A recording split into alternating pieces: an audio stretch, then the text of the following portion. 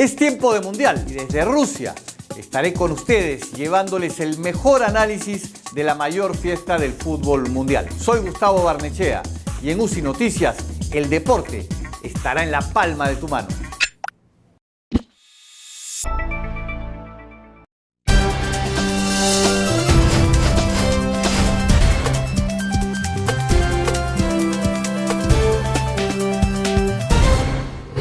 Amigos, ¿cómo están? Muy buenos días. Esto es UCI Noticias. Le voy a dar de inmediato la bienvenida a mi invitada, Patricia Carrillo. ¿Cómo estás? Hola, Ana. Buenos días. Ella es de la ONG Manuela Ramos y ha venido para conversar con nosotros sobre este proceso en Argentina que ha determinado la despenalización del aborto o la interrupción voluntaria del embarazo hasta la semana 14. Ha sido un proceso bien complejo del que vamos a sacar lecciones, sobre el que vamos a reflexionar. Pero antes vamos a ver las portadas de los diarios. A ver. El Correo, Frente Popular impone la ley Mordaza. Esta sin duda ha sido la noticia del día. Ayer por la tarde, como se advirtió o se comentó, la posibilidad del Pleno del Congreso debatió la ley Mulder, que es la que prohíbe la publicidad estatal, la que prohíbe al Estado, a cualquier gobierno, contratar con los medios privados. Expreso cuádruple empate para la alcaldía de Lima, lo comentamos ayer también en nuestras encuestas y los porcentajes bastante coherentes también, ¿no? Entre 7 y 8%. Abajo, Planeta Fútbol, se inauguró ayer el Mundial Rusia 2018.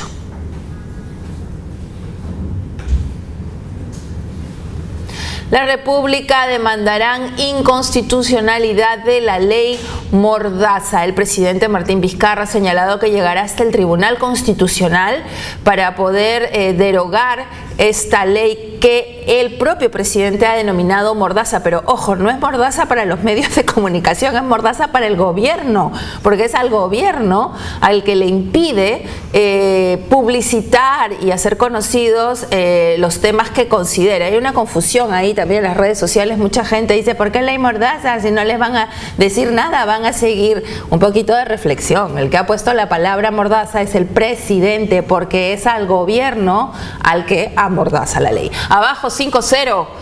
Rusia le metió 5 pepas a Arabia Saudita. El comercio, lo propio, el Congreso aprueba la ley que prohíbe la publicidad estatal. Abajo fotografía de la inauguración del Mundial Rusia 2018.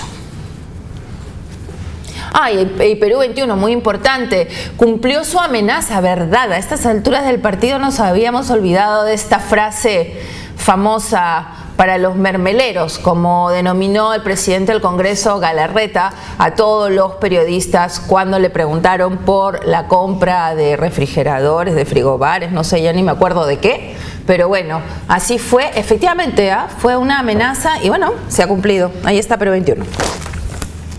Muy bien, vamos a iniciar ahora nuestra conversación. Patricia, lo que ha pasado en Argentina es histórico, pero tiene un proceso, o sea, no es de la noche a la mañana. ¿Tú podrías contarle al público los antecedentes para que en un país tan católico, o qué tiene que pasar para que un país tan católico como Argentina apruebe despenalizar el aborto, interrumpir el aborto voluntariamente?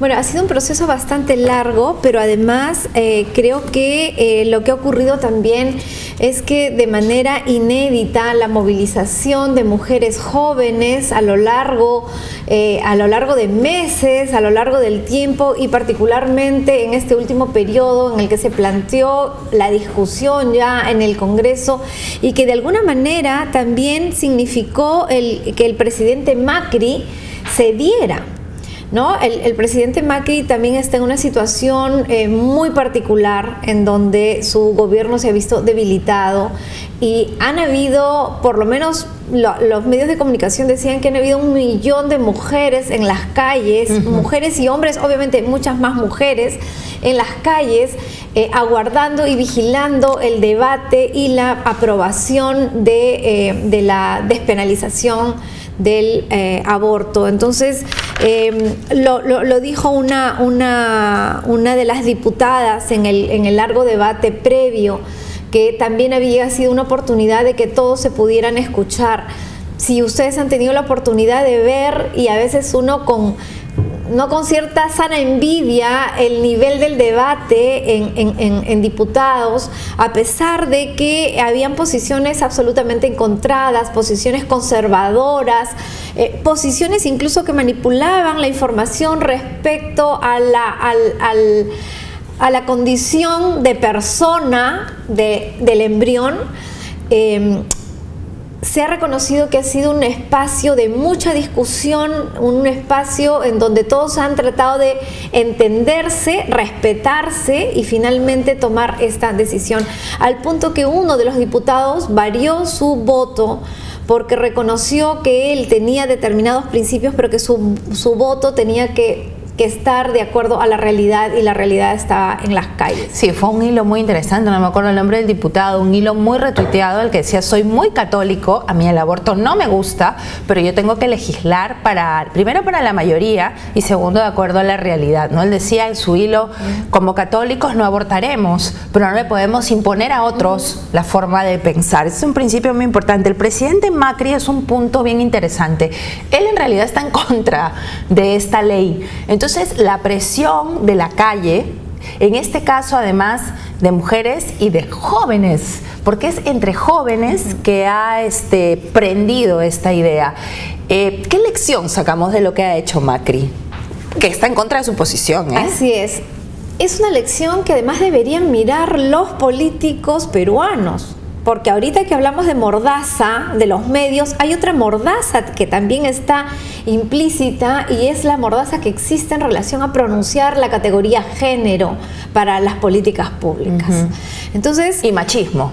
Sí. Las dos palabras. ¿No? Violencia de género, violencia machista, igualdad de género. Enfoque de género. Entonces, enfoque de género. Parece que el término produce una carraspera y un atoro en nuestras autoridades, y creo que lo que Macri ha hecho, lo que se ha visto obligado a hacer, revela justamente eso, que en un momento las autoridades tienen que ponerse en una posición institucional y no dejar filtrar ni dejar que haya una injerencia confesional o religiosa de ningún tipo frente a lo que deberían ser las políticas públicas y la calidad de vida de las mujeres. Macri ha defendido eso, o sea, Macri ha defendido una política pública a pesar de estar en contra, ha dicho: yo no estoy de acuerdo, pero esto es lo que pasa en mi país.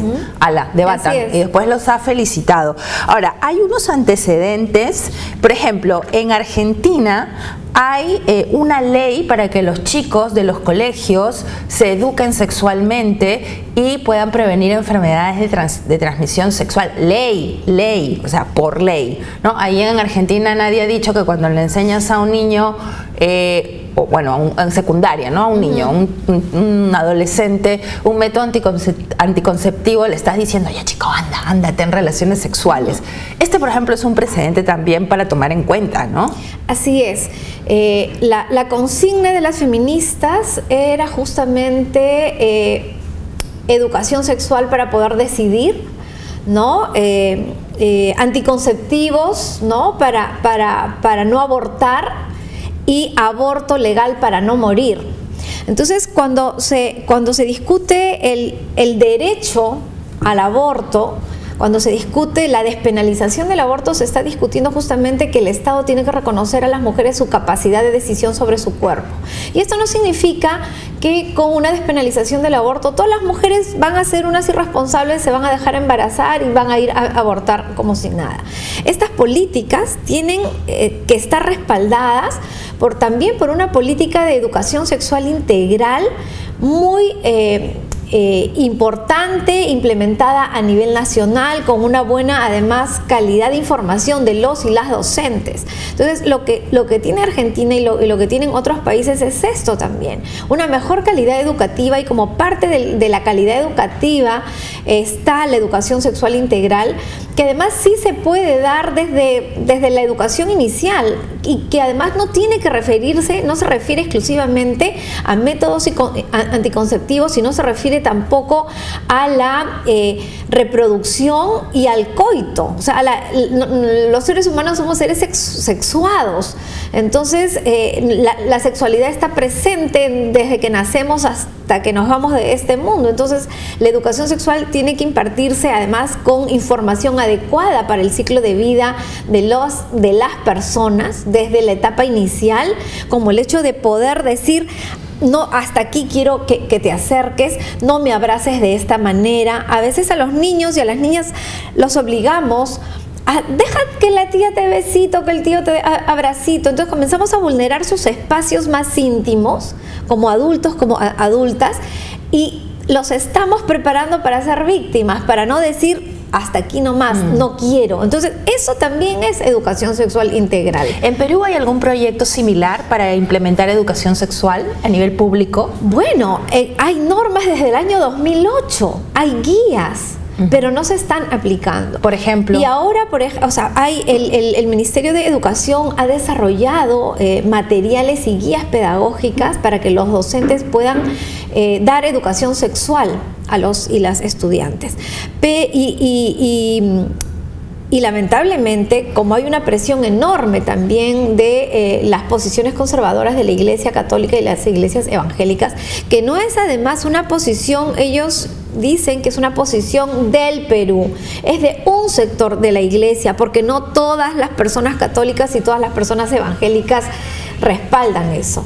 Entonces, esta educación sexual integral se ha visto muchas veces también limitada y perjudicada porque los y las docentes no están adecuadamente capacitados para ofrecer una buena educación sexual integral en las aulas, y porque además los y las docentes también son partícipes de un conjunto de prejuicios y de ideas preconcebidas respecto a la sexualidad. Hay muchos docentes que dicen, yo para qué les voy a hablar de sexualidad si seguramente se van a ir inmediatamente a tener relaciones sexuales, lo que tú mencionabas. Es el gran temor, pues con mis hijos no te metas. Estuvo aquí la semana pasada este joven Rosas y decía prácticamente era eso, ¿no? O sea, ¿por qué el Estado le tiene que incentivar a nuestros hijos a tener relaciones sexuales? La educación sexual integral, en lugar de incentivar relaciones sexuales, lo que incentiva es la responsabilidad sobre el cuerpo, sobre la autonomía, la capacidad de decidir. Y esto no se puede hacer sin información. Y para prevenir la violencia sexual, la violencia de género, la educación sexual es una herramienta fundamental. Y la política educativa debería implementarla. Claro, se pierde de vista que el aborto es el eslabón final de la falta de educación sexual, por ejemplo, ¿no? Básicamente. Pero bueno, seguimos reflexionando. Argentina tiene además otros precedentes. El gobierno de la señora Kirchner aceptó el matrimonio homosexual y una ley de identidad de género. Con el aborto se cerró en banda, no sé por qué, pero se cerró.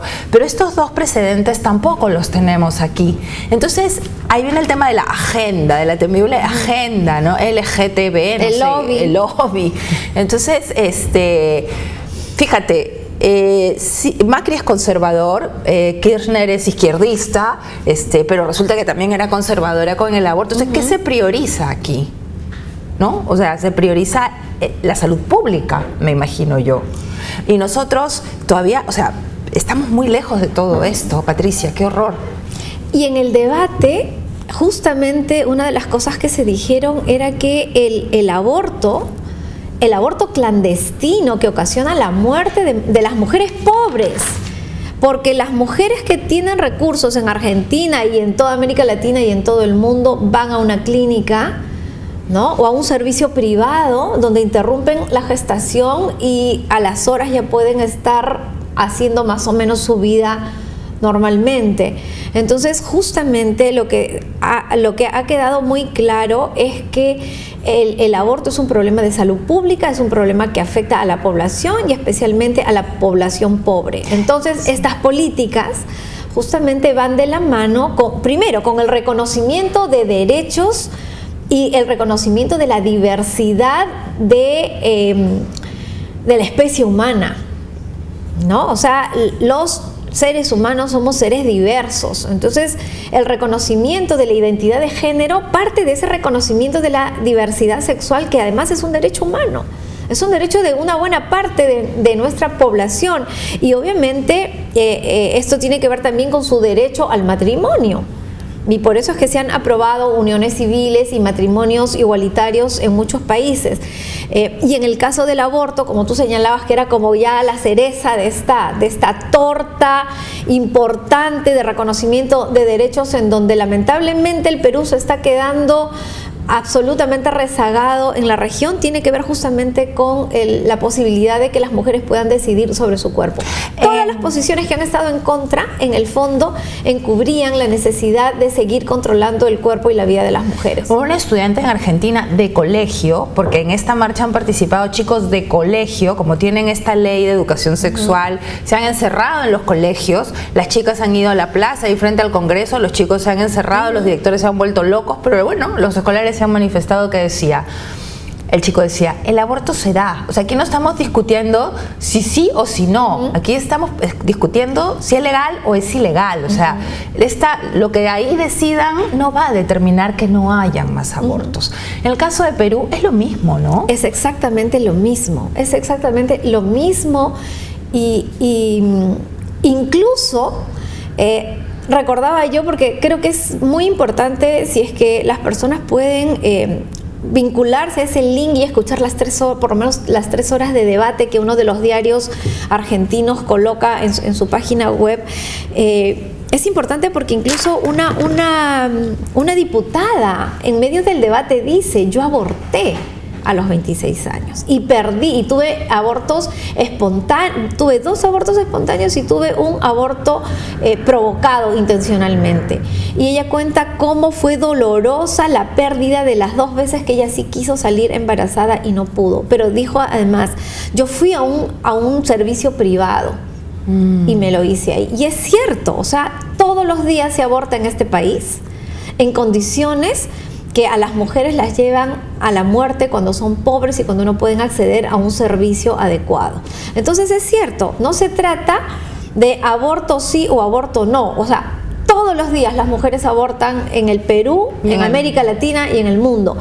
Especialmente y en condiciones de gravísimo riesgo para su vida, las mujeres pobres. Y hay mucha muerte de mujeres que tiene que ver con malas prácticas abortivas, que además perjudican, si son mujeres madres que tienen hijos pequeños, se quedan familias sin la mamá. Y sabemos que una gran desventaja para un ser humano que está comenzando su vida, una niña o un niño, también es perder a uno de los padres, ¿no? En este caso mueren muchas madres que se someten a abortos clandestinos. Pero esa es otra lección que nos deja Argentina. Estaba leyendo que entre abril y mayo, que se ha discutido el tema, han desfilado por esta Cámara de Diputados 700 personas, científicos, psicólogos, centenares de testimonios de mujeres. O sea, se ha roto un tabú en Argentina. Las mujeres han salido a decir: ya, no me da más vergüenza, yo lo hice, aquí estoy, parada. Me pasó esto para bien, me pasó esto para mal también, pero es mi decisión. Exactamente. Ahí también nosotros estamos un poquito hipócritas, ¿no? Hay mucha hipocresía, y mucha hipocresía incluso dentro de los y las defensoras de la vida, como se autodenominan, porque quienes estamos también a favor de la despenalización del aborto, estamos a favor de la vida de las mujeres. Eso te quería preguntar. O sea, las mujeres no van felices a abortar. O sea, el aborto no es algo que ninguna mujer desee. ¿A ustedes les gusta el aborto? A ninguna mujer creo que le puede gustar el aborto, como tampoco le gusta salir embarazada producto de una violación. ¿Y ustedes fomentan el aborto como un método anticonceptivo, algún tipo de aborto? Nada. En primer lugar, no. Buscamos que las mujeres conozcan de métodos anticonceptivos para poder controlar su sexualidad, ¿no? El aborto siempre va a ser el último recurso para las mujeres. Y es el último recurso para las mujeres, pero es el último recurso que se da en condiciones de desigualdad, porque las mujeres pobres, ¿no? Recurren a personas que no saben, que no saben practicar, que a veces ni siquiera son médicos o médicas, ¿no? Y muchas veces terminan con infecciones generalizadas, septicemia, o con septicemias o con un desangramiento producto de malas prácticas que se hacen en consultorios clandestinos. Ahora, bueno, sí, es que yo conozco de los dos bandos, bueno, de los que están a favor de la despenalización no me sorprende, pero conozco varios defensores de la vida, defensoras, que han tenido esta experiencia traumática. Entonces, a veces también yo me pregunto, bueno, quizás producto de su trauma, pero también qué poca capacidad de empatía, ¿no? Por eso, mi siguiente pregunta es, ya en Perú, ¿cuántos abortos tenemos nosotros por año? Sé que esto es difícil, pero sé que han hecho ustedes ¿Alguna vez se estimaron como 600? Definitivamente deben ser muchísimos más, porque no hay un registro, o sea, son estimaciones. 600,000. Son estimaciones que tienen que ver además con reportes, ¿no? Que se hacen en las instituciones de salud pública, ¿no? En donde muchas veces las mujeres van, obviamente, diciendo, es un aborto espontáneo, ¿no? Para que les hagan el curetaje o el legrado, porque además, una vez, incluso en un medio de comunicación, o creo que en las redes se publicó cómo es que había un cartel en un centro de salud en donde se decía que si una mujer llegaba con un aborto incompleto, inmediatamente la pasen a la policía. Tú sabes que en todos los establecimientos hay policías, ¿no? Entonces, con ese nivel de criminalización, ninguna mujer va a ir a decir, vengo por un aborto incompleto para que me lo terminen acá. O sea, algunas ni siquiera llegan a los establecimientos, se mueren en sus casas. Mira, Patricia, ¿alguna cifra estimada de abortos en el Perú? Como te digo, más o menos.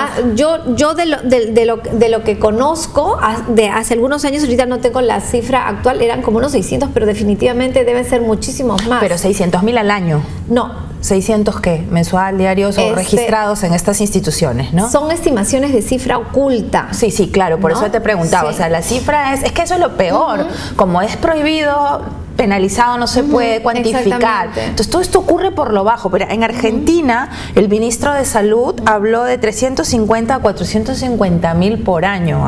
Bueno, vamos a leer comentarios del Facebook, a favor y en contra. En contra, dice Rosario Lizárraga, ¿y cuántos abortos al año se practican ahora? Bueno, te estamos contando, Rosario, que la cifra es oculta, la muerte es muy alta. Yo sabía hace unos años que se calculaban en 350,000 al año, pero esto ya muchos años, y además es que no se puede seguir la estadística, solo se cuentan mujeres muertas y es un horror, ¿no? Si son irresponsables en cuanto a su control prenatal, ahora lo serán más porque tendrán una salida fácil, pero no menos riesgosa en cuanto a consecuencias futuras. Y a favor, Rafaela Vázquez dice, Argentina siempre llevará ventaja, es el primer país latinoamericano de organización feminista. Su lucha con respecto al voto sirvió de ejemplo para el resto. Lamentablemente nuestro Estado siempre genera políticas de acuerdo a lo que la Iglesia diga o decida. No tenemos un Estado laico. Efectivamente, pero mira, Rosario piensa, por ejemplo, dice, ¿no? Si ahora pueden abortar, con más razón van a salir embarazadas. Es la lógica al revés. Bueno, háblanos de aquí. Nosotros tenemos en Perú un proyecto de ley para legalizar el aborto. Es un proyecto, el proyecto 387, que es un proyecto de ley que despenaliza el aborto en caso de violación. Ok. ¿No? Entonces, y además que ha sido presentado en octubre del año pasado, del año 2016.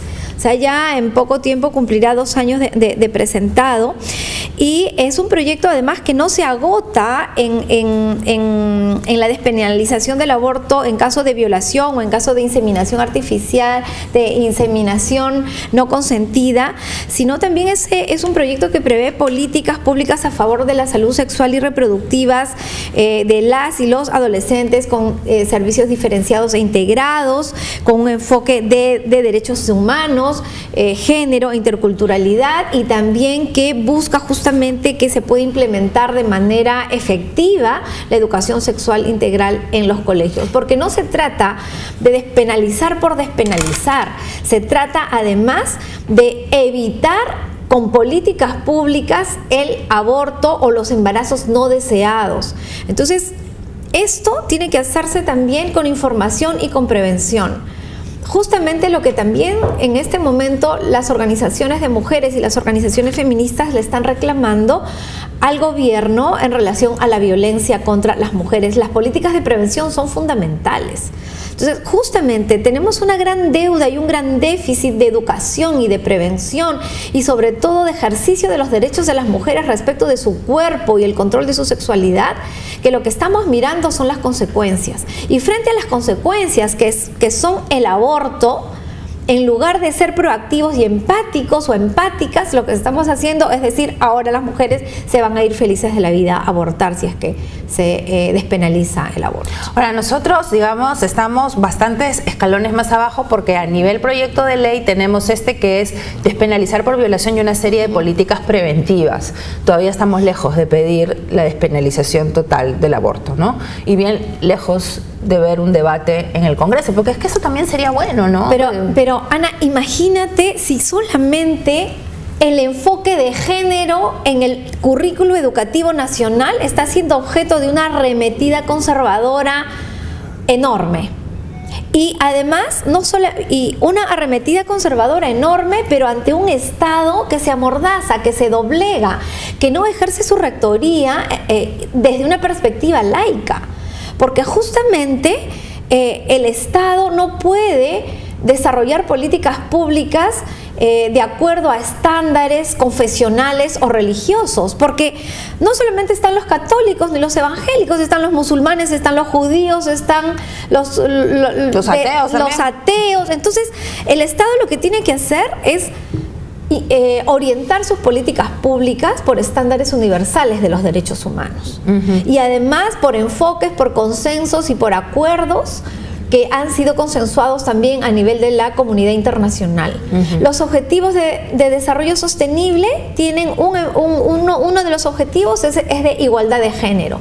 Entonces, la OECD, que es el club de países desarrollados al que el Perú tanto se empeña en ingresar, genera anualmente el Global Gender Gap, que son las brechas globales de género, y promueven las políticas de igualdad de género. Entonces, hay una contradicción ahí. Por un lado, queremos entrar a la OECD y por el otro lado nos estamos haciendo los locos y las locas respecto a un tema que la propia OECD indica como fundamental, que es la igualdad de género y las políticas con enfoque de género, y que además documenta cómo los países avanzan en el cierre de brechas de género de manera anual.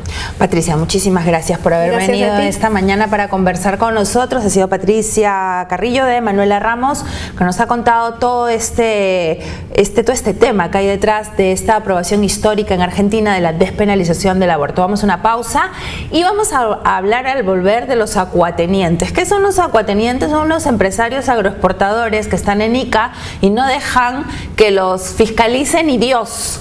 Cierran la puerta, sus vigilantes tiran balazos al aire, los fiscalizadores de la Autoridad Nacional del Agua les dicen, señor, no se hacen pozos para llevarse el agua del subsuelo, eso no puede ser, nada, les llega. Así que de eso vamos a hablar con nuestros amigos de Ojo Público, que han hecho una súper investigación.